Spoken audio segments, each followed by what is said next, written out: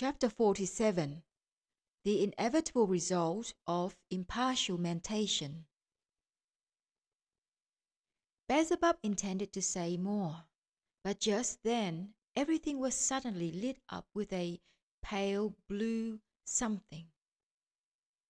From that moment, the falling of the ship Karnak began to diminish perceptibly in speed.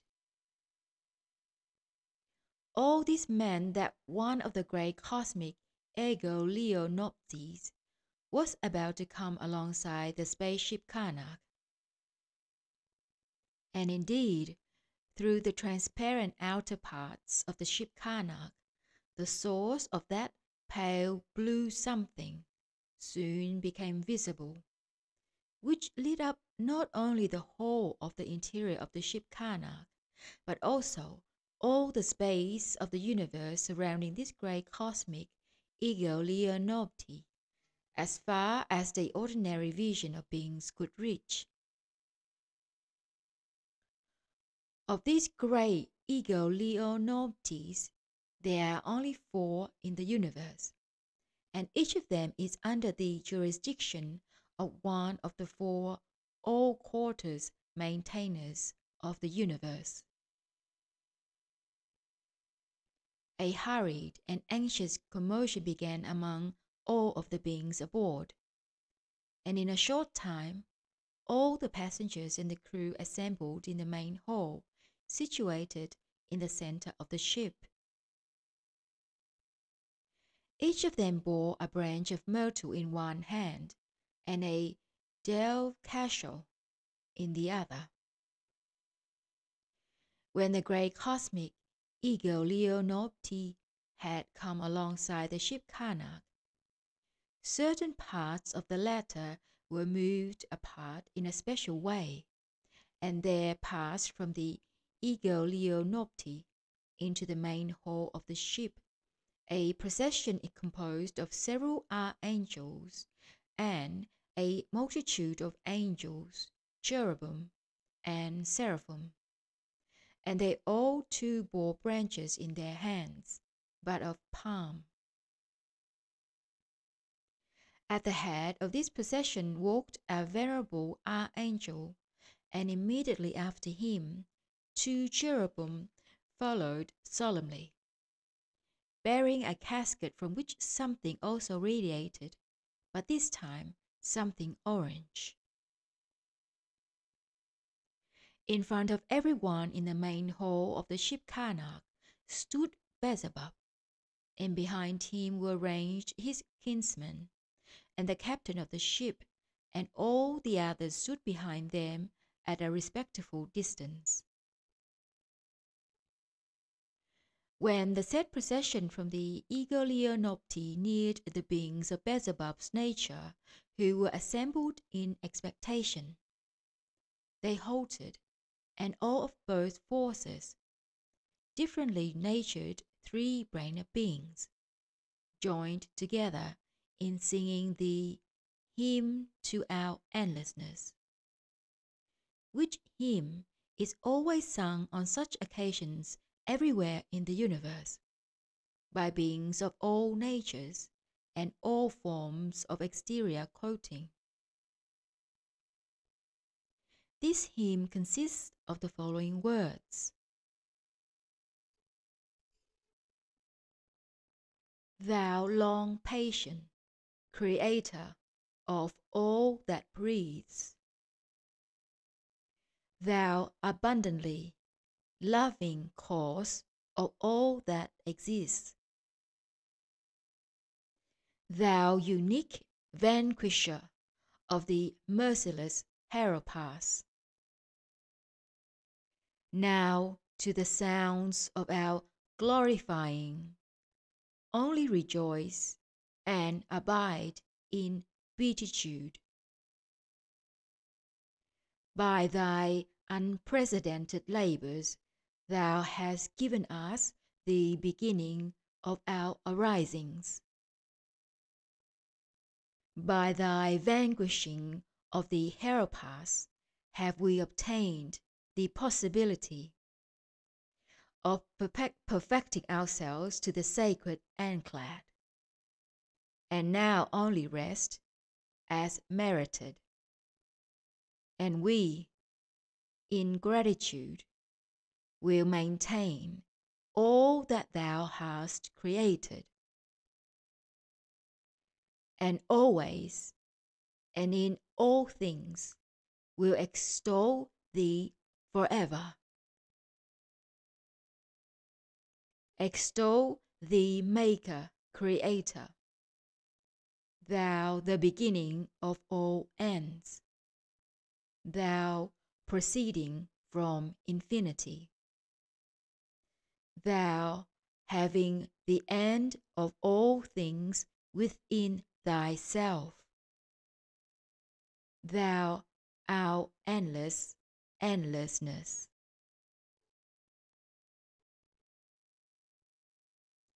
When the hymn had been sung, the venerable archangel approached Beelzebub and solemnly proclaimed, by the degree of his all-quarter maintainer, the Archcherub Peshtvogner, and bearing his own sacred rod, we appear before you, your right reverence, in order to restore to you, in accord with the pardon granted you from above, and for certain of your merits, what you lost during your exile, your horns. Having said this, the venerable archangel turned toward the casket borne by the cherubim, and with profound reverence carefully took from it the sacred rod. Meanwhile, all those present knelt down on one knee, while the angels and cherubim began to sing the appropriate sacred canticles. Taking the sacred rod in his hand, the archangel turned again towards Beelzebub, and spoke thus to the beings of Beelzebub's nature. Beings created by our same uni-being endlessness, who has pardoned this once erring being Beelzebub, who by the infinite grace of our Creator will again exist among you, beings like himself. As the variety and degree of reason of beings of your nature are defined and manifested by the horns on your head, we must, with the permission of our all-quarters maintainer, and with your help, restore the horns lost by Beelzebub. Beings created by our one common Father, your aid will consist in this, that each of you should consent to renounce for Beelzebub's merited pardon certain particles of your own horns. Whosoever therefore consents and wishes to do so, let him approach the sacred rod and touch its handle. And on the length of time the handle of the sacred rod is held will depend the amount of active elements passing from your own horns for the formation of the corresponding horns on this pardoned being of your nature. Having said this, the venerable archangel, holding the chief end of the sacred rod, that is, the ball, over the kneeling Beelzebub, turned the handle towards those there assembled in such a way that whoever wished might touch it. As soon as the venerable archangel had finished speaking, a very great commotion began among the beings of Beelzebub's nature, each desiring to approach nearer and to be the first to touch the sacred rod with their hands as long as possible. Order, however, was soon established, and each then in turn approached and held the handle for as long as was indicated by the captain of the ship, who had taken upon himself the necessary direction. During the solemn, sacred action, horns little by little began to grow upon the head of Beelzebub. At first, while just the bare horns were being formed, only a concentrated quiet gravely prevailed among those assembled. But from the moment that forks began to appear upon the horns, a tense interest and rapt attention began to be manifested among them. This latter state proceeded among them because everybody was agitated by the wish to learn how many forks would make their appearance on Beelzebub, since by their number the gradation of reason to which Beelzebub had attained according to the sacred measure of reason would be defined. First one fork formed, then another, and then a third. And as each fork made its appearance, a clearly perceptible thrill of joy and unconcealed satisfaction proceeded among all those present. As the fourth fork began to be formed on the horns, the tension among those assembled reached its height, since the formation of the fourth fork on the horns signified that the reason of Beelzebub had already been perfected to the sacred Ternoonald, and hence that there remained for Beelzebub only two gradations before attaining to the sacred Anklad. When the whole of this unusual ceremony neared its end, and before all those assembled had had time to recover their self-possession from their earlier joyful agitation, there suddenly and unexpectedly appeared on the horns of Beelzebub quite independently a fifth fork of a special form known to them all. Thereupon, all without exception, even the venerable Archangel himself, fell prostrate before Beelzebub, who had now risen to his feet and stood transfigured with a majestic appearance, owing to the truly majestic horns which had arisen on his head. All fell prostrate before Beelzebub, because by the fifth fork on his horns it was indicated that he had attained the reason of the sacred Podkoolad, which is the last gradation before the reason of the sacred Anklad. The reason of the sacred Anklad is the highest to which in general any being can attain, being the third in degree from the absolute reason of his endlessness himself. But the reason of the sacred Podkoolad, to which Beelzebub had already perfected himself, is also very rare in the universe. Hence, even the venerable Archangel prostrated himself before Beelzebub, because his own degree of reason was as yet only that of the sacred Degindad, which is wanting 3 degrees to the reason of the sacred Anklad. When all had arisen to their feet, the venerable archangel, addressing this time all the assembled beings of various natures, proclaimed, "Beings created by one Creator, we have all just become worthy to be the first to behold the final formation of the appearance of that which is the dream, both of all those present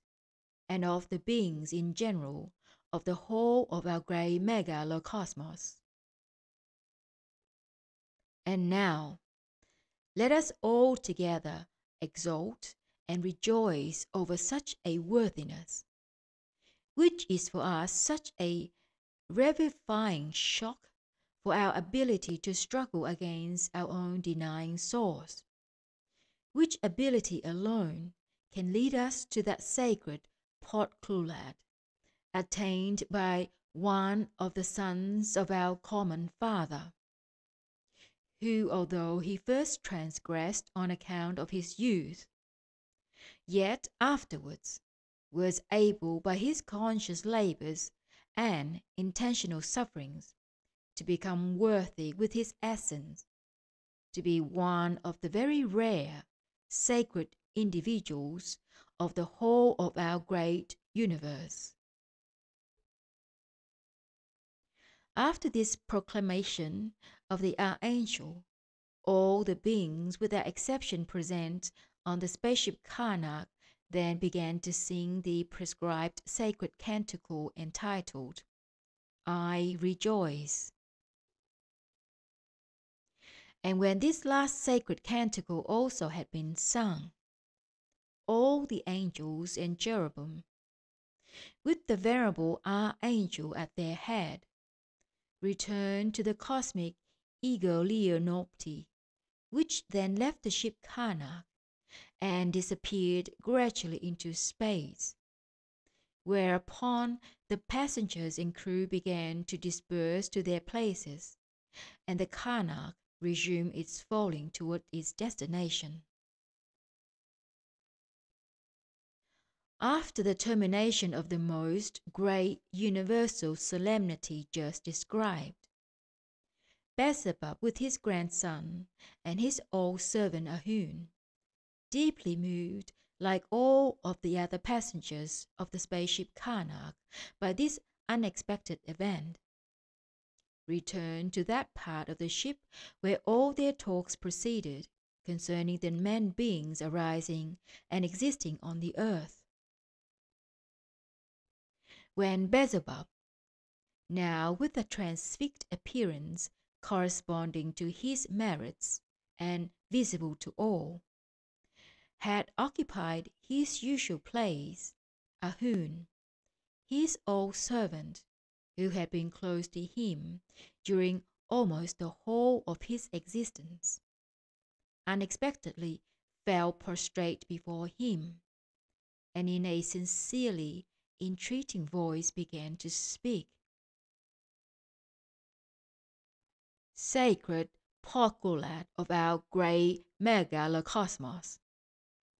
have mercy upon me and pardon me, an unfortunate, ordinary, three-centered being, for my past disrespectful manifestations, voluntary and involuntary, towards your sacred essence. Have mercy and pardon me, just this three-centered being, who, though he has existed a very long time, yet to his misfortune, only because in his preparatory age nobody aided the crystallization in him of the data for the ability of intensively actualizing being Partkdolg-duty, had until now been so short-sighted that he had been unable to sense the reality present beneath an exterior with which, according to the common cosmic Trogoautoegocrat. All those existing and newly arising units of the megalocosmos are quoted, who are to have in their presence that sacred something, which is called reason. Having said this, Ahune stood as if sunk in a stupor of silent expectancy. And Beelzebub, also in silence, gazed at him with a look which, though perceived externally from without, was full of love and forgiveness. Yet there could be felt in it also his essence grief and inevitable resignation. During this afore-described scene, Hassan stood apart in the posture everywhere called the posture of the all-famous universal hermit, Harnatoolkpararana of the planet Kirmankshana. And when, a little bit later, Beelzebub cast his eyes around and noticed his grandson in the said posture, he turned to him and said, "What, my boy? Can it be that the same proceeds in your presence as in our old Ahune's?" To this question of Beelzebub's, Hassan, also in an uncertain tone unusual for him, timidly replied, "Almost, yes, sacred Podkoolad of our great megalocosmos. Only with this difference, that at this moment the impulse of love for both for our Ahune and for the three-brained beings of the planet Earth now functions still more strongly in me. This impulse of love has become stronger in me, evidently because, as it seems to me, both Ahune and the three-brained beings of the planet Earth have greatly aided me in becoming worthy to be a recent eyewitness of the great solemnity of Him who is the cause of my arising, and whom hitherto I have called my dear grandfather, and who has already visibly become one of the sacred Podkoolads of our great megalocosmos, before whom all will bow, and before whom I have at this moment the happiness to stand."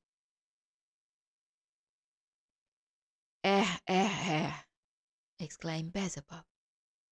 and having given his features the usual expression he was not wont to assume during his sojourn on the earth, said, "First of all, I wish to remark, and in the speech of Mullah Nasser Aden, whom I particularly honor, the voice, the thought, which arises by association concerning Ahune's words, which were not peculiar to him, and his assumed posture, quite unusual for him. Our dear teacher in such a case would say, 'Don't shed tears in vain like that crocodile, which snapped at the fisherman, and missed biting off his lower left half. And now, first take your usual places, and then let us talk a little more. Although our ship is now entering the spheres of our planet Karatas, Yet, as usually happens with spaceships, in order to exhaust the momentum they have acquired, a fairly long time will elapse before it stops at its destined mooring place. Hassan and Ahun immediately and silently proceeded to follow the suggestion of Beelzebub, though by their movements and the translucency of their inner psyche, it was evident that there had been a marked change in their attitude toward the person of Beelzebub since the above described common universal event. When they had taken their places, they sat down, this time not with the unconstraint they had formerly shown. Then Beelzebub, turning to Hassan, said, "First of all, my boy, I give you my word that when we return home, unless any event from external causes independent of our essence will prevent this, I shall explain to you everything relating to the three-brained beings who have taken your fancy, concerning that which during this journey of ours on the ship Karnak I promised to explain, but which I have for some reason or other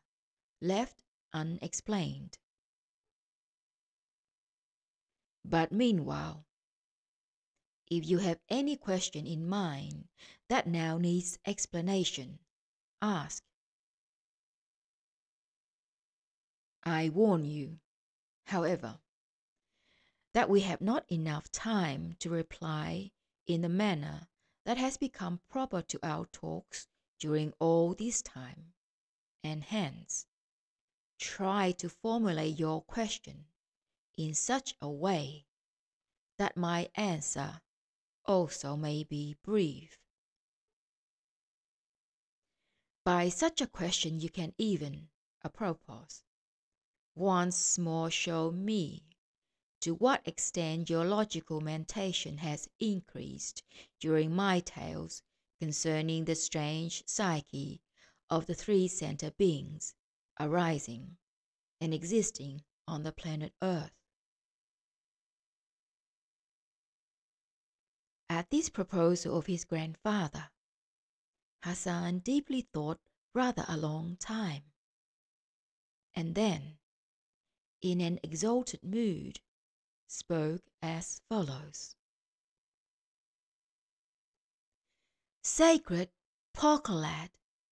and fundamental cause of the cause of my arising. Since the solemnity which has just taken place, when your sacred essence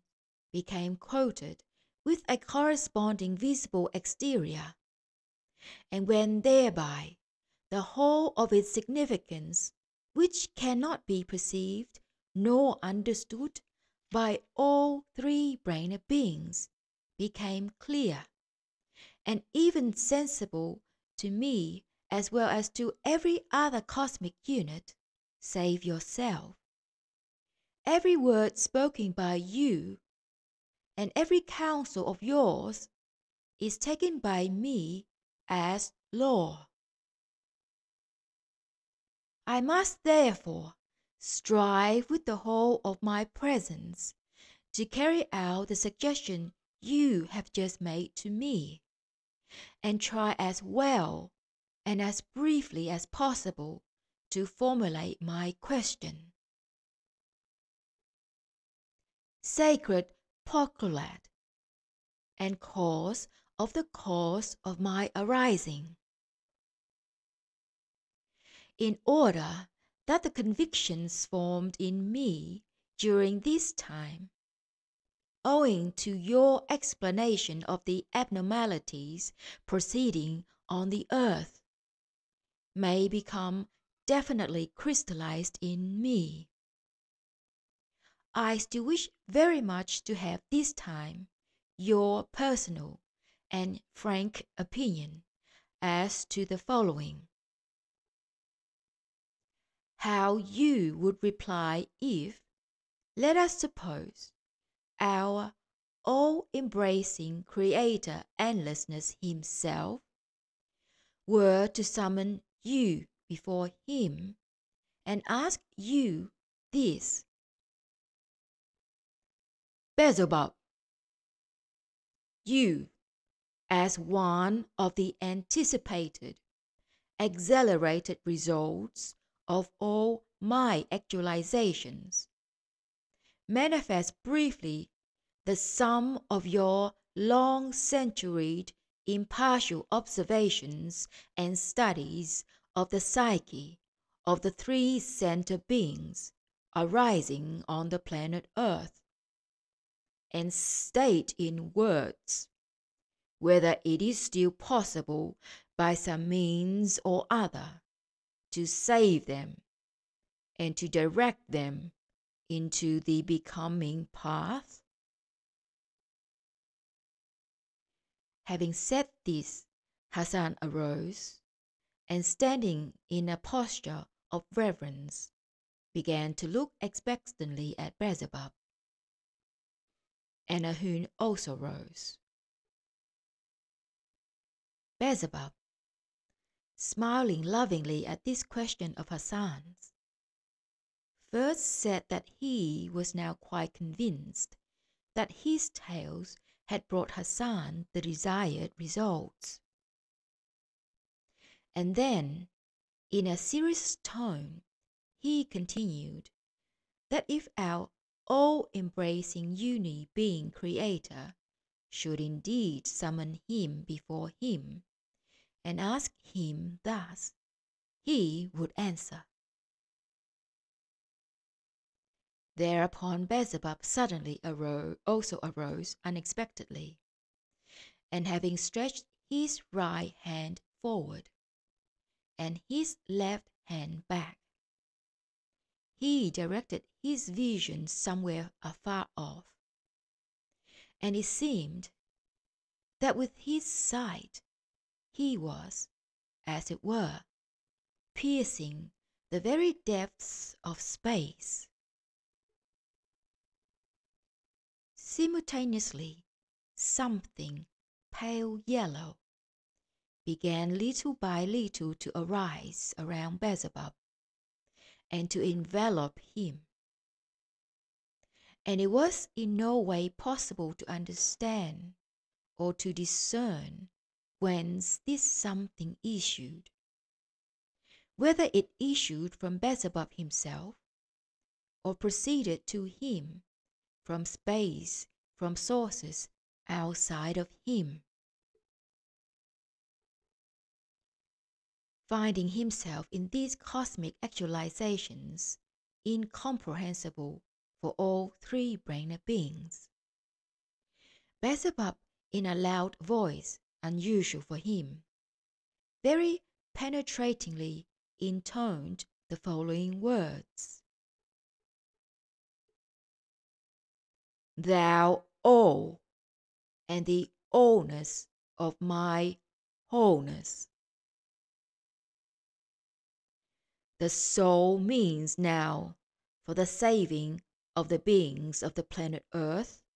would be to implant again into their presences a new organ, an organ like Kundabuffer, but this time of such properties that every one of those unfortunates during the process of existence should constantly sense and be cognizant of the inevitability of his own death, as well as the death of everyone upon whom his eyes or attention rests. Only such a sensation and such a cognizance can now destroy the egoism completely crystallized in them, that has swallowed up the whole of their essence, and also that tendency to hate others which flows from it. The tendency, namely, which engenders all those mutual relationships existing there, which serve as the chief cause of all their abnormalities, unbecoming to three-brained beings, and maleficent for them themselves, and for the whole of the universe.